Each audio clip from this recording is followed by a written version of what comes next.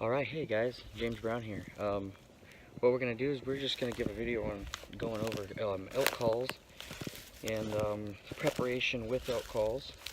And so we figured we'd just get out here kind of where I can actually talk, get away and actually set a camera up and show you guys how we do that. So if you're the guy that usually just goes to the store, picks out a reed, and then just goes elk hunting with it, this video is probably more for you. So if what you're trying to do is trying to break in a reed so you can have it all ready to go for elk season. So 2 reeds here that you can pick up anywhere.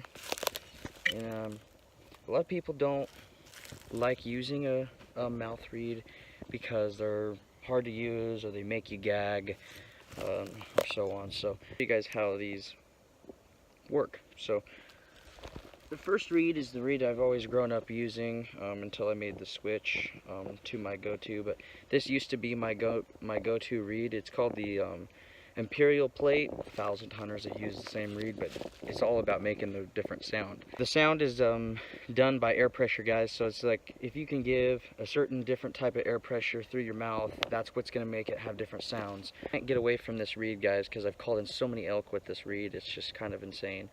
And it always fits my mouth right. And the other reed I'll show you, it also gives out a beautiful elk sound. And just that if I'm in a bugle, I'm definitely using a reed. I ain't gonna use a fixed bugle tube. I just can't. I'm not the guy to you know, call in an elk like that. So I want to look for that pitch. I want to look for what I want. I get my growl from my lips and from my throat, and so you got to just kind of sound big, but you don't want to sound too big when calling in an elk. So what we're going to go over is, you know, how to use this thing. So this is my bugle reed. So in the mouth, guys, just like this.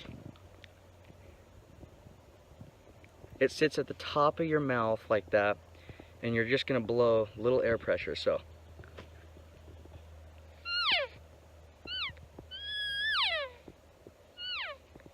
okay, so it's pretty simple. All you got to do is just get it up to the roof of your mouth. It's my bugle reed, but I can still make those soft calf calls when you're inside of a herd of elk. They're real close, and if they're really close, you know, you want to bring that into your mouth. So if you want to give a quiet cow call, just go like this.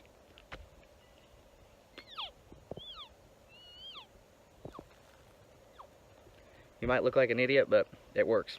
If you were in a elk herd that's really close and a bull's real close and you're a solo caller, for example, I've done that before. If you're doing that, sound like you're muffled away, muffle that cow call.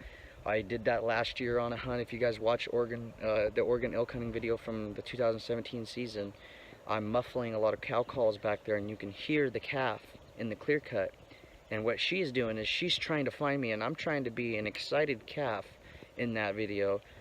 Which calls her away from the herd, that gives Brian a shot at 20 yards to a spike bull. He ended up rounding those cows up and then, you know, took off, but the spike bull was still interested. So anyways, when you're in a herd of elk like that, muffle that cow call, you know. So, but anyways, sitting on the top of the mouth, it's all air pressure, guys. Practice just getting it dry up there and going.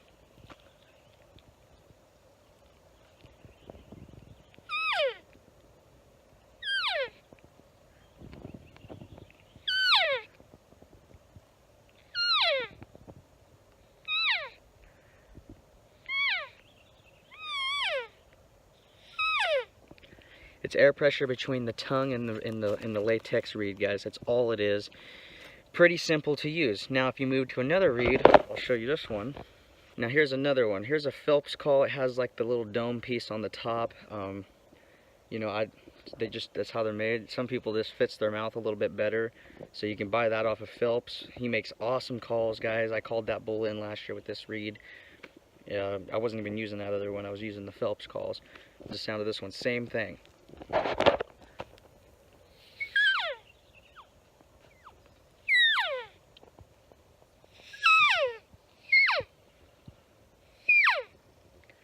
Okay, it has that more nasally sound, which I love on the Phelps calls. Making your call sound nasally sounds more realistic to an elk, and an elk, you know, perfect example. You don't want to always sound beautiful to an elk, because if you ever listen to elk, they do not always make the perfect sound. I mean, I've heard elk.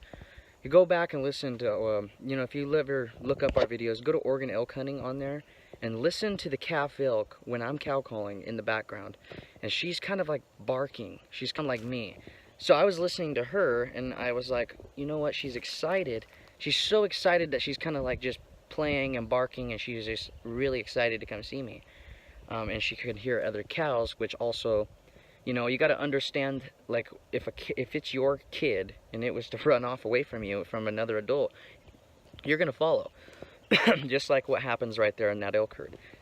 So anyways, guys, just like that, up to the top of the mouth.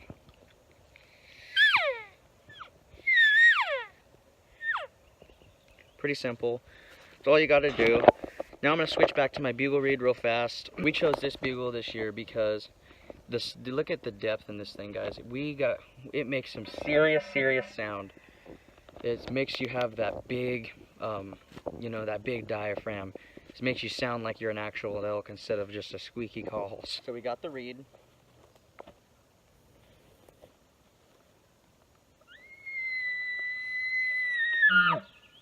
Pretty simple, guys. So now if you're wanting to make a, pretty much now if you're wanting to make like that growl sound, you know, you want to give that lip ball in a bugle, all you got to do is this. This is what I usually do. You can do it different ways too. I like to go like this. Not mean to look like an idiot on camera, but it's how I do it. So get your lip like that, get a reed where you want it. Okay, you ready?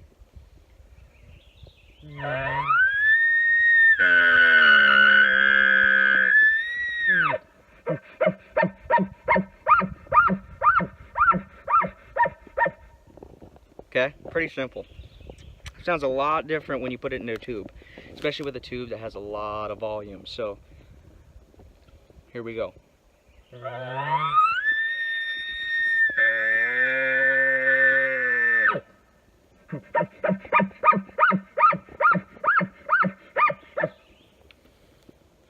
Okay, so that's what I do when I want to lip ball. That's what I call it. That's what it's called. But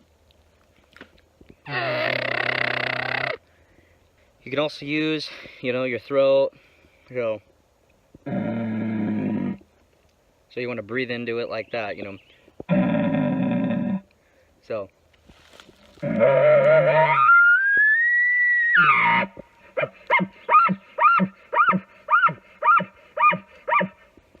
You can do it like that too. So there's different ways, guys. All I say is just get a reed, put it in the top of your mouth, start with cow calls first and work your way to bugles. Keep practicing, listen to what you're doing. Just don't squeak the call, just listen to what you're doing. Comes easily as soon as you keep calling, guys. It's pretty simple really, and anybody can call elk. You just got to listen to them. Get into an elk herd, give those soft cow calls, listen to how the elk are responding. If they're aggressive, you copy it, you know, copy them. Be aggressive.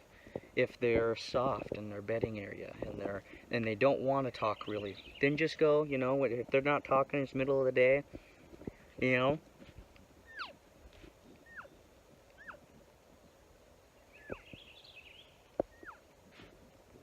Give those soft cow calls. If the rut's going on and you're in the herd's really talkative, like last season when we called those elk in, you know, I'll walk in like I own the place, being real vocal, pushing it on the elk. Sometimes that really does help, guys. So sounding like you're multiple elk is just gonna better you, because the bull's gonna have to say, you know, if he has 30 cows or if he has 10, and you sound like another 10, he'll come to that. But if he has 30 and you sound like you're one cow, he probably ain't gonna come show up. Maybe a spike will, but a big bull ain't. Not all the time, at least. Sometimes, but not all the time. If you want to really convince a bull, sound like 10 or 12, now he has a reason to come look at you. So, just a little tip.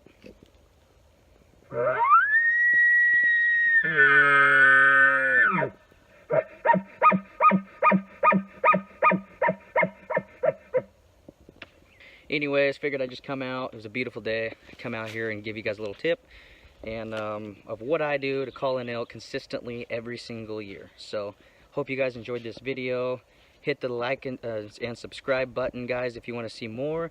And also, if you haven't yet, go on Facebook and follow the page. If you guys have any questions about elk reeds or elk hunting in general or deer, just let us know on fishing and hunting. So like and subscribe, guys, and thank you.